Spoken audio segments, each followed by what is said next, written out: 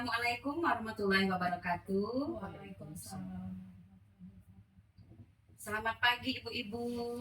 Pagi. Gimana kabarnya Ibu Dian Vita? Alhamdulillah sehat. Ibu Dwi Narahayu? Alhamdulillah sehat, baik Ibu. Alhamdulillah ya ibu-ibu, kita dalam keadaan sehat walafiat.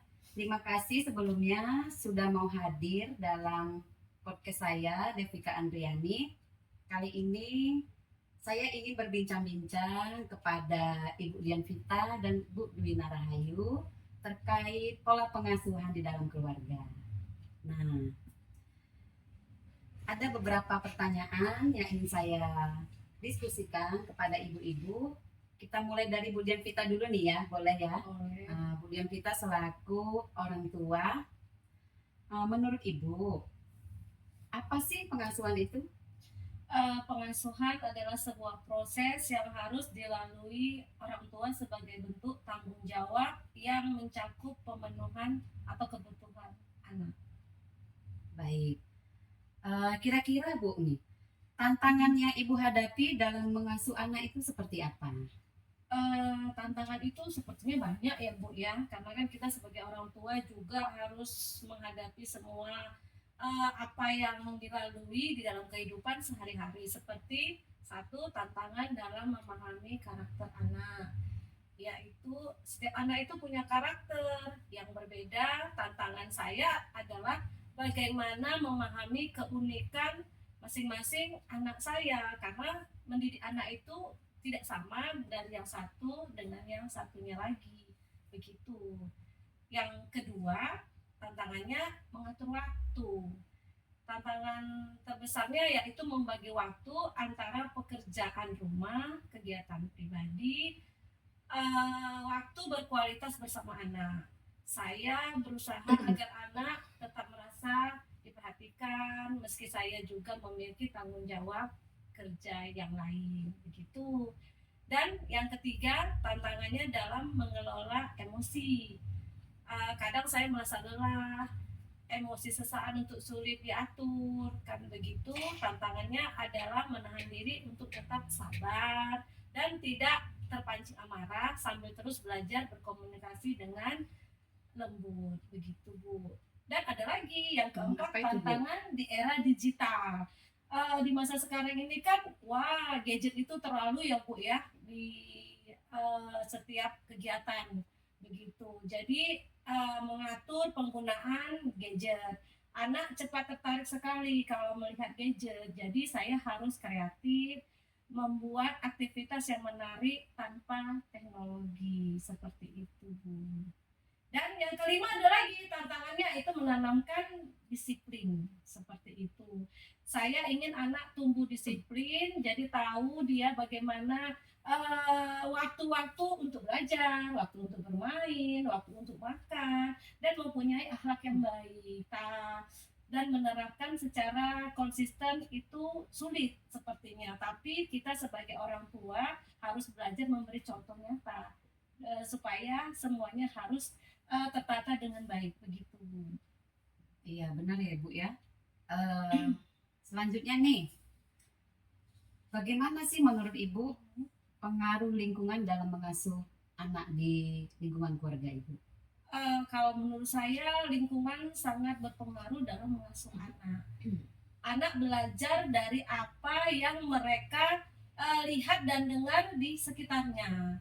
Jadi jika lingkungan di rumah dan di sekitar anak itu penuh kasih sayang, penuh memberikan disiplin, memberikan contoh yang baik, maka mungkin anak akan menjadi pribadi yang lebih baik, percaya diri, tahu menempatkan diri, dan mempunyai sopan santun dan etika yang baik, begitu Bu. Jadi karakter itu sangat penting ya Bu ya. Ya, benar Itu yang paling sekali. utama ya sekarang Iya. ini ya, apalagi di era digital, anak-anak itu emosinya suka nggak terkontrol kadang, efek dari dia main gadget. Benar. Jadi kita harus lebih ekstra dalam pendampingan dan pengawasan ya Bu ya. Betul sekali Bu. Oke baik Ibu, ini ada lagi pertanyaannya. Kira-kira Bu, apa strategi khusus yang Ibu lakukan dalam mengasuh di lingkungan keluarga Ibu? Sepertinya kalau strategi sih di dalam lingkungan keluarga, yaitu menciptakan suasana rumah yang penuh kasih sayang, komunikasi terbuka, dan teladan yang baik. Saya berusaha menjadi contoh dalam bersikap karena saya percaya anak lebih mudah meniru perilaku orang tua. Apa yang kita lakukan, apa yang kita berikan contoh, kemungkinan anak-anak juga akan tahu bagaimana yang baik dan bagaimana yang tidak. Jadi pembiasaan anak untuk saling menghargai antar anggota keluarga dan belajar bertanggung jawab. Begitu. Iya, baik. Setuju sekali ya Bu ya. Saya juga selaku orang tua juga ya kan. Ya. Nah, memang kita kalau tidak menjadi contoh di dalam lingkungan keluarga kita itu terasa sulit kita untuk mendapatkan pengasuhan yang baik kepada anak-anak kita. Nah, terima kasih Ibu Dian Vita. Selanjutnya ini kita akan beralih ke Ibu Dwina Rahayu. Bu Dwina Rahayu, gimana ini menurut Ibu? Apa sih peran keluarga dalam pengasuhan? Kalau menurut Ibu tuh bagaimana selaku yang sudah berkecimpung di dunia PAUD yang sudah sekitar hampir 15 tahun ya Bu Dwina? Hampir. Masih menuju ya. Menuju ya, kan? Bu. Gimana? Mungkin sebatas sharing kita ya Bu, berdasarkan pengalaman juga, sembari kita belajar sama-sama. Kalau pengasuhan dalam keluarga itu perannya itu saya bilang kalau ada angka yang lebih tinggi dari 100% itu angka yang lebih cocok gitu. Karena keluarga itu adalah peran utama sebagai fondasi untuk perkembangan anak, terutama dalam pengasuhan gitu. Dan kita sebagai orang yang terlibat penting dalam pengasuhan di lingkungan keluarga, terutama yang harus kita ketahui adalah peran kita dulu.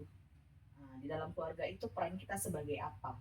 Apakah kita sebagai anak atau kita sebagai orang dewasa dan orang tua? Setelah kita sadar akan peran kita tahu apa saja tugas kita, apa kewajiban kita, dan apa tanggung jawab kita dalam melakoni peran tadi kepada pendidikan dan pengasuhan. Gitu. Jadi di sini peran keluarga, orang tua terutama memiliki peran penting untuk melibatkan diri langsung dan bertanggung jawab dalam pengasuhan kepada anak. Dimana kita tahu anak itu ada, terlahir, itu bukan sebatas hanya karena mau punya keturunan, tidak gitu. Sebaiknya ketika kita memutuskan menjadi sepasang suami istri dan memiliki anak, itu sudah terpatri dalam pola pikir kita, bahwasanya kita siap sebagai orang tua yang bertanggung jawab dalam pengasuhan. Gitu. Jadi di dalam pengasuhan tadi, orang tua yang siap dan bertanggung jawab bisa menjalankan peran dengan baik, di mana dia sembari belajar dan sembari juga menerapkan segala ilmu parenting yang benar untuk mendukung pengasuhan tadi. Itu sih Bu, dan dari pengalaman kita juga, di mana banyak bukan hanya program dari secara teori pembelajaran, tapi pemerintah juga sudah mengembangkan dan memberikan aturan-aturan yang baik untuk mewujudkan keluarga yang sejahtera dan berdampak kepada pengasuhan yang baik kepada anak. Jadi kita harus tahu peran kita sebagai orang tua apa dan bertanggung jawab melibatkan bagaimana pembentukan karakter di dalam pengasuhan. Baik Ibu, ini sangat menarik ya Ibu, pembicaraan kita kayaknya semakin ingin kita selami terkait pengasuhan ini. Ada pertanyaan saya lagi ini yang kedua, mengapa keterlibatan itu penting di dalam pengasuhan? Karena orang tua tadi selain dia bertanggung jawab untuk masa depan anak, dia juga menjadi teladan utama. Jadi orang tua akan menjadi contoh di mana anak tadi adalah miniatur kita.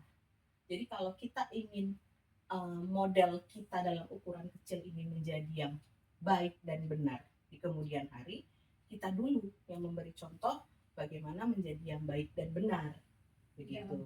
Iya, karena lingkup itu tadilah yang akan menjadi fondasi anak sebelum dia masuk ke lingkungan yang lebih luas, mulai dari sekolah, masyarakat, bahkan ketika dia masuk ke lingkungan kerja mungkin yang sudah pasti dia akan bertemu dengan karakter-karakter orang yang berbeda, dengan pengasuhan yang sudah pasti berbeda dengan keluarganya. Tapi Tapi dengan pengasuhan kita yang dari awal kita sudah bentuk fondasi yang kokoh dan baik, maka itu akan jadi pegangan kuat ketika dia terjun ke lingkungan yang lebih luas lagi daripada keluarga. Berbaur bersama Iya, teman. makanya tadi ketika Ibu Pita mengungkapkan bagaimana pengasuhan di keluarganya, saya rasa itu sudah menjadi fondasi yang cukup baik gitu kan, karena di mana ada kedisiplinan, di mana ada komunikasi, itu adalah fondasi yang jadi akar-akar untuk menguatkan anak tadi, membentuk karakter dia seperti apa di masa depan gitu. Ketika disiplin itu sudah jadi kebiasaan, ketika komunikasi yang baik itu sudah menjadi karakter dia dalam keseharian, itu akan jadi terbawa terus sampai ke perkembangan dia ke usia yang selanjutnya. Apalagi anak usia dini itu sangat sensitif kalau dia menerima lingkungan-lingkungan yang kita bilang tidak seharusnya gitu. Jadi dari keluarga yang sudah membentuk karakter yang ini yang benar, ini yang baik, ini yang seharusnya. Nah, itu akan jadi tolak ukur si anak ketika dia keluar dari lingkungan keluarga. Gitu. Dia tidak akan mudah terkontaminasi atau tercemar. Kuat ya fondasi dari Iya. keluarga tadi. Benar sekali ya. Baik Ibu, selanjutnya nih, kira-kira menurut Ibu bentuk pengasuhan yang ideal itu seperti apa? Pengasuhan yang ideal, kita tidak bisa menentukan ini pasti benar tidak, gitu kan. Kita kembali lagi ke bagaimana kita bisa memerankan diri kita. Karena ada orang tua yang mungkin ibunya full di rumah 24 jam, ada juga orang tua yang harus berbagi waktunya dengan pekerjaan. Ada 4 teori, di mana ada teori pengasuhan demokratif, itu dia memberikan kebebasan komunikasi dan anak-anak terhadap orang tua saling mengeluarkan pendapat untuk menemukan titik tengah. Kemudian ada juga teori otoriter, di mana orang tua memiliki peran penuh dalam menentukan, kan gitu kan Bu. Kemudian ada juga pola asuh pengabaian.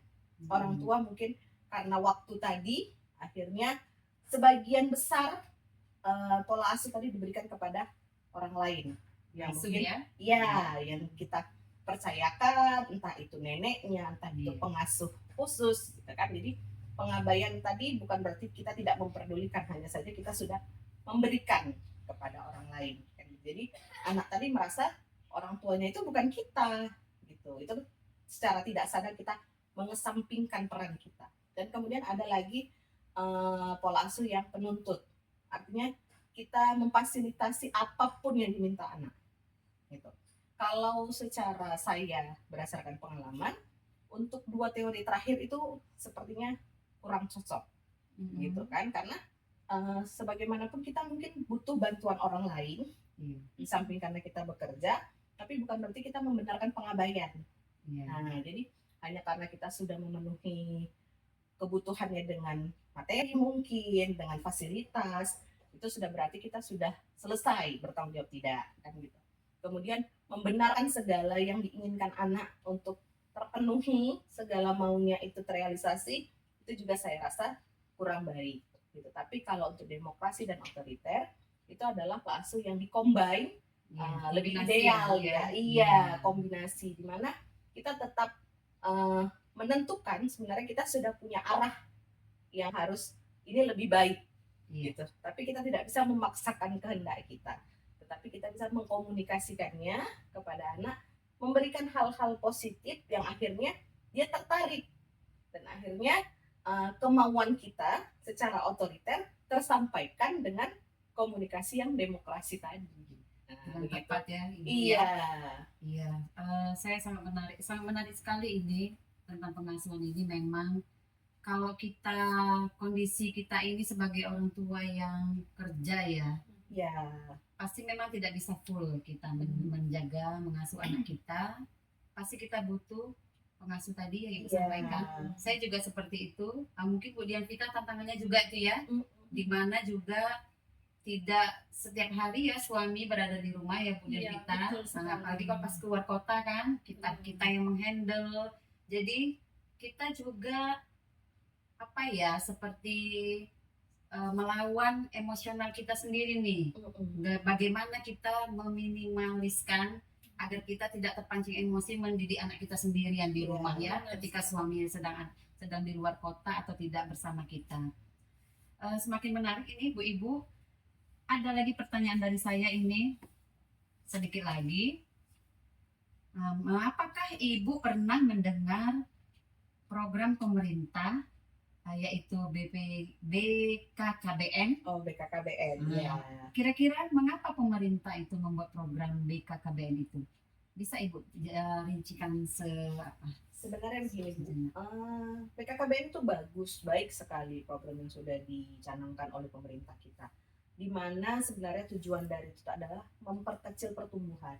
Bukan berarti melarang kita mengikuti ajaran orang tua terdahulu ya, Bu. Banyak Iya. anak, banyak rezeki. Rezeki. Teori itu juga benar gitu, banyak Hmm. anak, banyak rezeki. Artinya setiap anak itu punya rezekinya masing-masing. Iya. Tapi tetap kita sebagai orang tua, kita yang menjemput rezeki itu dulu untuk anak. Karena kan ketika dia bayi, lahir, dia kan tidak bisa langsung mencari makannya sendiri, Iya, mengurus betul. dirinya sendiri. Butuh peran kita sebagai orang dewasa. Tapi didukung dengan program pemerintah tadi, BKKBN ini adalah program yang mendukung untuk idealnya keluarga, di mana sebaiknya boleh anak itu banyak, tapi berikanlah rentang usia. Kita kan tahu golden age kita usia 0 sampai 6 tahun gitu kan. Jangan sampai di usia-usia itu dia sudah harus terbagi karena kondisi orang tua. Mungkin yang jadi peran utama ketika kita di keluarga adalah ibu ya pasti, karena ayah memiliki peran ganda sebagai pencari nafkah kan gitu. Nah, ketika si ibu tadi masih berada di fase usia emas anak pertamanya, mungkin dia sudah harus berperang dengan dirinya sendiri secara hormonal. Dia harus hamil lagi. Nah, mungkin dalam waktu hamil tadi mungkin masih bisa dikondisikan, tapi ketika sudah melahirkan kan dia harus membedakan nih pola asuh kepada bayi dan kepada toddler gitu Iya. kan, yang usianya masih di bawah 5 tahun kan gitu. Nggak bisa disamakan gitu. Alhasil ketika rentang usia itu tadilah yang membuat pemerintah membuat program bahwasanya berikanlah jarak kepada pertumbuhan anak, pertumbuhan manusia, kehamilan kan gitu. Kemudian dan tidak semua keluarga, terutama kita di Indonesia, memiliki kualitas ekonomi yang menengah ke atas. Mayoritas kita menengah ke bawah. Jadi bukan hanya pada pola pengasuhannya, tapi juga gizinya, kemudian tanggung jawab orang tua sebagai lingkup. Mungkin dia menengah ke bawah, dia belum bisa memfasilitasi kesehatannya, gitu kan, dari diri si ibu sendiri. Ibu yang sehat baru bisa akan melahirkan anak yang sehat. Tapi kalau kondisi ibunya sendiri masih dalam faktor yang kita bilang belum siap lagi, nah, akhirnya kan dia akan melahirkan generasi yang juga tidak siap gitu. Jadi kualitas itu ditentukan bukan berdasarkan jumlah, tapi berdasarkan kondisi yang sudah siap dalam segala hal. Itu Gitu. sama seperti pengalaman saya setahun tidak lama saya hamil lagi, jadi itu Iya. memang perhatian kita itu jadi terpecah begitu. Padahal bukan kemauan kita secara Iya, pribadi, benar. tapi memang kita sadar bahwasanya kita nggak bisa menyamakan itu tadi ya kan, Bu, Benar. gitu. Kasihan si anak. Makanya Makanya memang ada pentingnya juga dengan adanya program pemerintah tadi. iya. Mungkin ibu kita lebih beruntung kan, karena faktor lingkungan keluarga yang mendampingi ya kan, Bu. Jadi apa yang kita khawatirkan tadi sedikit-sedikit teratasi gitu. Tapi tidak semua memiliki keberuntungan yang sama. Iya, betul sekali. Gitu tadi. Apalagi ya kita tahu negara kita ini ya, Iya. ibu-ibu hamil di negara kita angkanya semakin bertambah terus. Iya. Kemudian banyak kondisi-kondisi yang tidak seharusnya Iya. seperti itu. Jadi yang balik lagi yang Ibu Mina katakan tadi, tidak siap, akhirnya menghasilkan generasi yang mungkin kurang dari berbagai hal ya, dari psikologisnya mungkin atau yang lainnya. Terus khusus lagi dari ininya ya Bu, faktor ekonomi keluarga Iya. sangat mempengaruhi. Dan kita bisa lihat ketika di sekolah kan, Bu, setiap tahun anak kita itu karakternya ketika kita selami ke dalam keluarga, kita udah langsung bisa mengklasifikasi ya kan, mana anak yang memang dia punya jarak dengan saudara kandungnya berjarak lebih jauh, mana yang dia terlalu dekat Iya. gitu. Cara dia berinteraksi dan beradaptasi dengan lingkungan pun juga berbeda gitu. Bisa jadi dia terlihat lebih kasar. Padahal itu bukan kemauan dia secara lalu ya, itu adalah wujud dia membutuhkan perhatian tadi. Nah, jadi dari Betul orang sekali. tua, dari keluarga tadi dia kurang maksimal dia dapatkan ketika dia bergabung dengan lingkungan yang lebih besar. Nah, itu yang dia cari gitu. Sementara peran kita untuk sekolah, masyarakat itu kan terbatas gitu. Sifatnya dia secara umum gitu. Kalau yang dia personal langsung itu ada di keluarga. Oke, sangat ini ya perbincangan kita hari ini ya ibu-ibu. Saya sangat berterima kasih atas kehadiran kedua ibu-ibu hebat selaku orang tua murid dan selaku Ibu Dwina Rahayu yang sudah berkecimpung di dunia PAUD sudah cukup lama ya Ibu. Kalau begitu saya bisa tarik kesimpulan dari wawancara kita hari ini, ternyata pengasuhan itu memang sangatlah penting karena pengasuhan itu merupakan tanggung jawab orang dewasa sebagai orang tua. Dan lingkungan pertama anak adalah di dalam keluarga. Jadi pengasuhan bukan hanya sebatas memberi makan saja, namun melakukan pendampingan, pengawasan kepada semua anggota keluarga. Dan tambah satu tadi lagi dari Bu Dwina Rahayu, kesiapan. Ya, Iya. kesiapan itu memang sangat penting. Baiklah, terima kasih. Sampai di sini dulu pertemuan kita ibu-ibu. Semoga di lain kesempatan kita berjumpa lagi. Wabillahi taufiq wal hidayah. Assalamualaikum warahmatullahi wabarakatuh. Waalaikumsalam warahmatullahi wabarakatuh.